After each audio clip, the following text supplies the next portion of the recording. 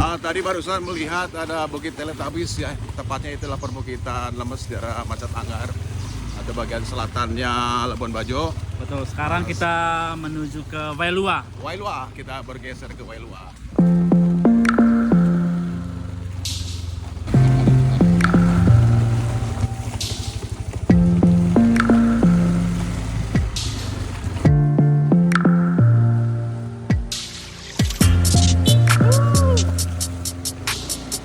Gimana kok Bapak? Mantap sudah ya? Mantap, mantap, seru.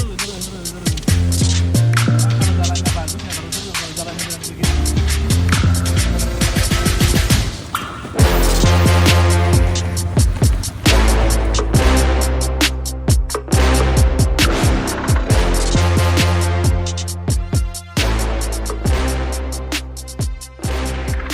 Nah, hari saat ini kita di Blok C, jadi ini masuknya di daerah Macatanggar masih Macatanggar. Iya.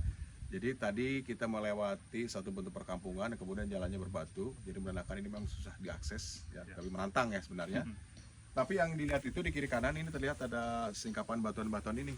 Hari ini batuan itu sebenarnya yang sama persis kalau kita jalan-jalan di daerah Batu Cermin. Jadi satu umur. Nah, si batuan ini namanya adalah batu gamping yang kita temukan ada di Batu Cermin. Yang menariknya itu kalau misalnya ada di daerah pengendapan saat itu ada laut, barangkali ini adalah bagian depan. Kan biasanya ada bagian depan, bagian tengah dan bagian belakang. Oh, ini yang bagian depan. Nah, ini bagian depan yang berhadapan langsung dengan laut lepas. Ya, ini laut lepasnya. Nah, di deskripsinya apa? Di sini kan sudah dulunya terangkat, terklasifikasi, lautan kemudian bentuk yang runcing-runcing seperti ini.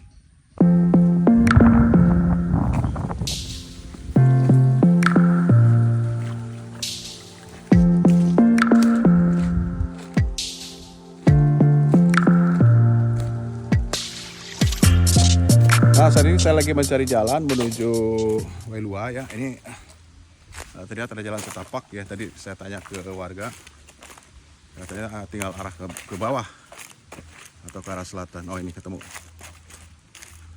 Kokama mau kemana Kokama? Wailua. Wailua. Ayo, mari. Mencari potensi geowisata di sekitar Macatanggar. Apa? Macatanggar. Di selatannya Labuan Bajo. Kita akan melihat namanya adalah sumber mata air panas atau kolam air panas. Wailua. Wa itu adalah air, Lua itu mendidih. Nah, ini kelihatan nih ciri-cirinya. Nah, Kakak Ma, ini coba kita perhatikan, ini kan kalau tadi kan masuk dari kampung ya. Betul. Blok C. Kemudian dikelilingi pohon-pohon tinggi, tapi di titik ini terlihat tidak ada tanaman sama sekali ya. Iya.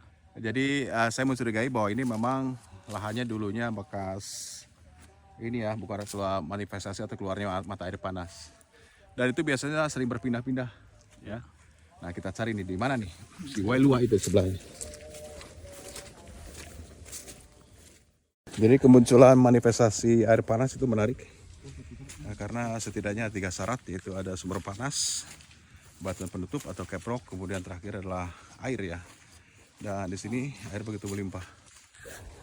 Waduh, mungkin barangkali bekas juga nih.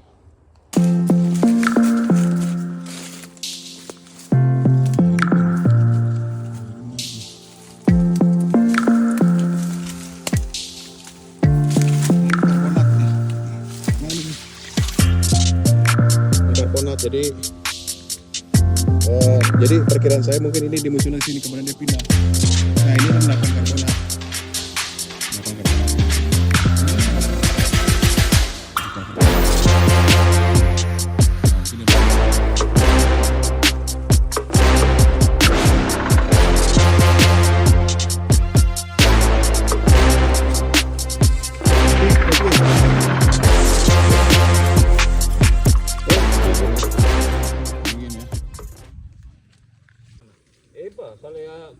Nah, Kak Safer, ini di belakang saya ini ada kolam air panas, tapi tidak berasosiasi dengan gunung api. Nah, gunung api itu cukup jauh dari sini. Kalau ke yang paling dekat, Waisano, yaitu sekitar hampir 30 kilo, jadi tidak mungkin sumber panasnya dari sana. Nah, kemudian yang menariknya, Kak Safer, kalau kita lihat, ya, ini terlihat ada ini gelembung-gelembung yang naik ke atas ya. Ini menandakan ada tekanan gas dari bawah. ada sumber, kemudian ada batuan penutup, dan kemudian ada air tanah dangkal, dia terkena panas atau radiasi.